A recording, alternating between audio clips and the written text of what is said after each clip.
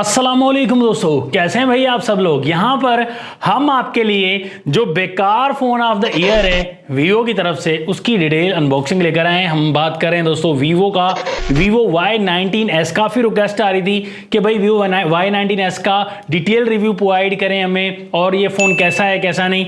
भाई वीवो ने हद मचा रखी है, लूट मचा रखी है। यहाँ पर 6GB 128GB 43,000 रुपये की प्राइस में लॉन्च किया है इन्होंने।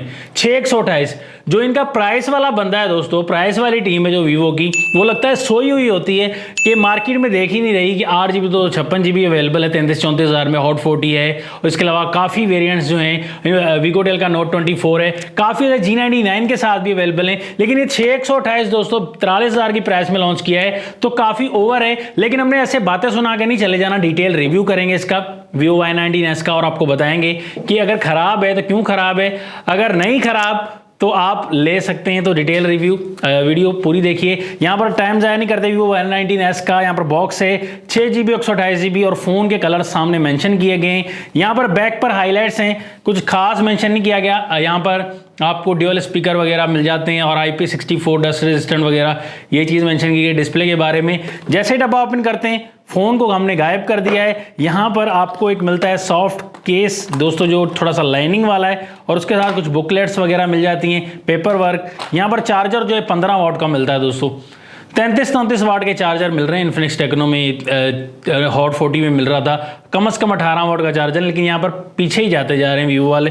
टाइप सी वाली चार्जिंग केबल मिलती है और आपको एक जो है वो सिम इजेक्टर टूल मिल जाता है। यहाँ पर जैसे हम डब्बे को बंद करके फ़ोन की तरफ आते हैं तो फ़ोन जो है डिज़ाइन कुछ इस तरीके का आपको देखने को मिलता है। बस डिज़ाइन में, रंगीनियों में दोस्तों वीवो यहाँ पर नंबर 1 है कि डिज़ाइन दे दिया और यहाँ पर रंग बिरंगे कलर्स डाल दिए। बस इन चीज़ों में दोस्तों आगे यहाँ पर कलर्स देख सकते हैं दोस्तों, आपको ये दोस्तों वाइट सा मिल जाता है कलर, और आपको ये ठीक ठाक देखने को मिलेगा।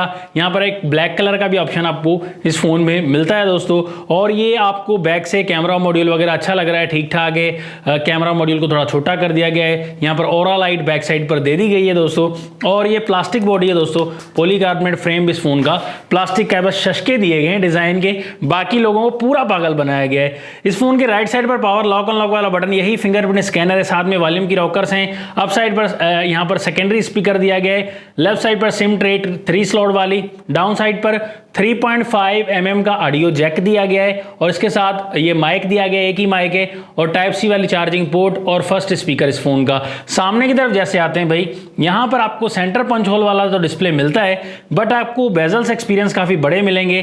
काफ़ी बड़े चिन्ह दी गई है और काफ़ी बड़े बेजल्स दिए गए दोस्तों। इसको कंट्रोल करने की ज़रूरत है, लेकिन शुक्र है नॉच से जान छूटी, ये तो नॉच से जान छूट ही नहीं रही थी। यहाँ पर ये सेंटर पंच होल वाला डिस्प्ले, लेकिन आपको एक IPS पैनल मिलेगा दोस्तों, ये चीज़ आपको देखने को मिलती है दोस्तों। लेकिन आपको यहाँ पर एक IPS पैनल मिलता है 6.68 इंचेस का। यहाँ पर जो है वो HD+ की आपको रेजोल्यूशन देखने को मिल जाती है, लेकिन आपको यहाँ पर 90 हर्ट्ज का रिफ्रेश रेट देखने को मिलता है दोस्तों। सेंटर पंच होल वाला है, यहाँ पर फुल HD+ कम से कम होता है और 120 हर्ट्ज होता हर फोन में मिल रहा है। अब एमोलेड आ चुके हैं दोस्तों इस प्राइस में। यहाँ पर स्पार्क 30 प्रो देख लें, इन्फिनिक्स का हॉट 50 प्रो देख लें, सारे एमोलेड हैं, स्क्रीन पर फिंगरप्रिंट वाले हैं और 120 हर्ट्ज वाले हैं। लेकिन वीवो इंप्रूवमेंट नहीं कर रहा, ओनली डिज़ाइन पर ध्यान दे रहा है। और इसके साथ अगर आप यहाँ पर इंडोर एक्सपीरियंस देखिए, लाइटिंग वगैरह, ब्राइटनेस वगैरह ठीक है दोस्तों डिस्प्ले की, और डिस्प्ले दिखने में कलर्स वगैरह ठीक दिखाएगा।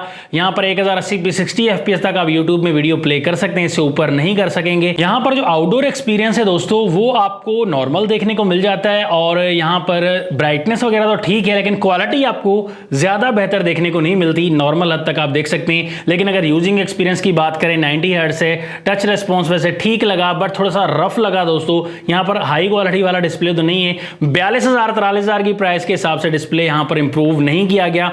यहाँ पर कहीं कहीं पर थोड़ा सा अड़ता है दोस्तों डिस्प्ले, मतलब बिल्कुल स्मूथली वर्क नहीं कर पाता। 120 हर्ट्ज होता तो ज़्यादा बेहतर था। साथ में एमोलेड की इंप्रूवमेंट लाजमी होनी चाहिए थी अब इस फ़ोन में। और इसके साथ अगर देखें दोस्तों तो यहाँ पर आपको एंड्रॉइड 14 पर ये फ़ोन देखने को मिलता है, और फन टच OS 14 वर्जन देखने को मिलता है। अपडेट भी आती रहेंगी। यहाँ पर अगर यहाँ पर UI देखिए तो क्लीन आपको मिलेगी, नीट एंड क्लीन, और कोई बग्स वगैरह यहाँ पर देखने को नहीं मिलते, ये चीज़ है। और इसके साथ अगर हम स्वाइप डाउन करके देखें तो आपको स्क्रीन रिकॉर्डिंग वगैरह, डार्क थीम, दूसरे तीसरे ऑप्शन, स्क्रीन स्कैन QR वगैरह कलर इन्वर्जन, एक्स्ट्रा डिम और ये पावर सेविंग मोड, ये सारे ऑप्शंस देखने को मिल जाते हैं। इस फ़ोन में प्रोसेसर जो दिया गया दोस्तों थोड़ा सा डाउनग्रेड दिया गया काफ़ी ज़्यादा, यूनिसोक का T612 वाला। जी हाँ दोस्तों, ये आपको दोस्तों काफ़ी डाउनग्रेड मिलता है चिपसेट, क्योंकि यहाँ पर कम से कम अब G90 G100 सारे ट्रेंड चला रहे हैं, तो कम से कम इसमें भी G100 आना चाहिए। 2,55,210 इसका बेंचमार्क स्कोर आ जाता है दोस्तों। और इसके साथ अगर PUBG की बात करें तो 40 FPS तक PUBG आप प्ले कर सकते हैं। PUBG में थोड़ा सा मसले मसाइल लगे, थोड़ा डार्कनेस लगी दोस्तों, बट यूज़ करने के मामले में भी जैसे फायरिंग वगैरह करते हैं और यूज़ करते हैं, गेमिंग प्ले करते हैं, तो मुझे ज़्यादा बेटर नहीं लगा दोस्तों। टच इसका इतना बेहतर नहीं था और कहीं कहीं पर थोड़ा सा दोस्तों लैग की प्रॉब्लम मिल रही थी, लेकिन अलग से PUBG टेस्ट करके आपको बता देंगे। बट गेमिंग के लिए ये फ़ोन आपको रिकमेंड नहीं करूंगा दोस्तों। इसके साथ अगर देखिए आपको इस फ़ोन में जो स्पीकर है वो ड्यूअल मिलता है। क्वालिटी आप देखकर बैक आते हैं भाई।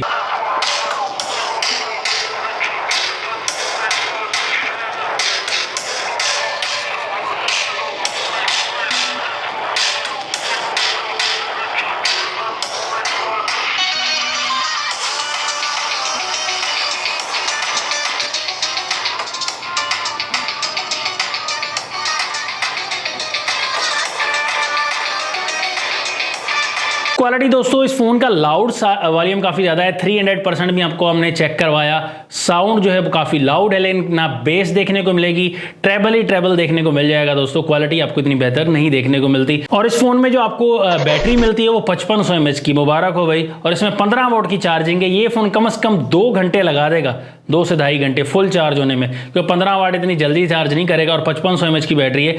टाइम तो आपको ज्यादा देगी, लेकिन चार्जिंग टाइम भी ज्यादा लगाना पड़ेगा। और इस फोन में बैक कैमरा जो है वो आपको 50 मेगापिक्सल का ड्यूअल मिलता है। 50 मेगापिक्सल का मेन कैमरा ही काम का है, बाकी 0.08 मेगापिक्सल का वो किसी काम का नहीं है। और फ्रंट इसमें 5 मेगापिक्सल की दोस्तों सेल्फी दी गई है। क्या ये मजाक बनाया हुआ है दोस्तों वीवो ने? 5 मेगापिक्सल की सेल्फी 43,000 रुपए के फोन में। यहां पर पिक्सल गेम भी नहीं लगाई गई, 5 मेगापिक्सल के हल्के हल्के कैमरास दे रहे हैं दोस्तों, बस डिजाइन के हिसाब से पागल बनाकर। यहां पर आप अगर कैमरा में देखिए ऑप्शंस वगैरह तो बहुत ज्यादा देखने को नहीं मिलेंगे। फोटो मोड, वीडियो आप 1080p 30 FPS तक की रिकॉर्ड कर पाएंगे। 60 का ऑप्शन आपको नहीं देखने को मिलता, ना 4K का ऑप्शन मिलेगा, ना 2K।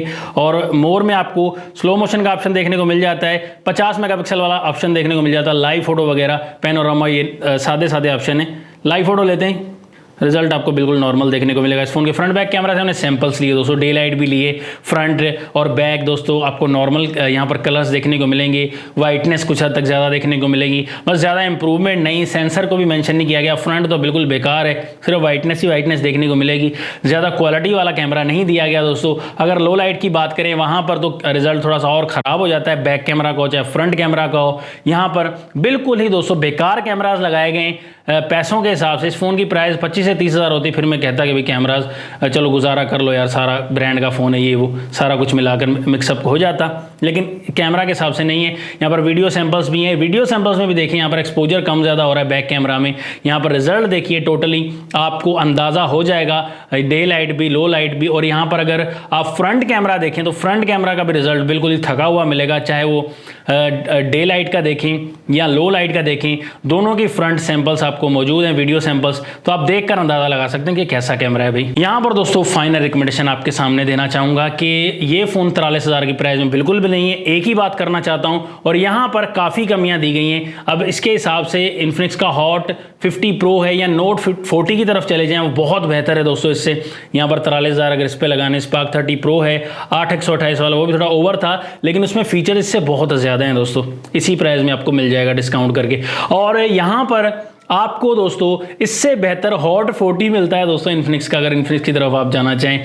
लेकिन ये फोन बिल्कुल ही बेकार है 43,000 की प्राइस में। 25 से 30,000 रुपए में हो, फिर आप कहें चलो डे टू डे यूज के लिए आप रख सकते हैं। अब आपका क्या ख्याल है दोस्तों Vivo Y19s के बारे में, ये कमेंट्स में बताइएगा। नेक्स्ट वीडियो के लिए चाहता हूं आपसे इजाजत। अल्लाह हाफिज, पाकिस्तान जिंदाबाद।